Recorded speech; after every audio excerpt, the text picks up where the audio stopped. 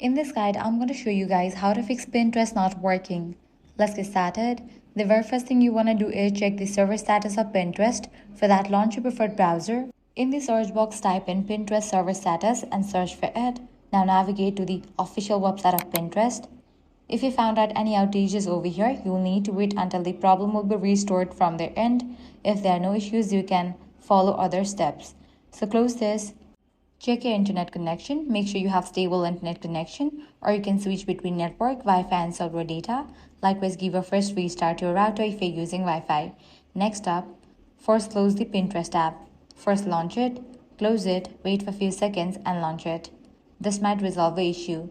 Next, check for app update. Navigate to App Store or Play Store. Search for the app Pinterest.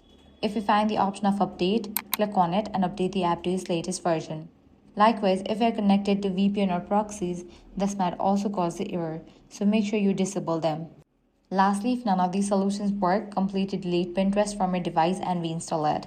And that's it. These are some best fixes for Pinterest not working. If this guide helped you out, do not forget to like, share, and subscribe.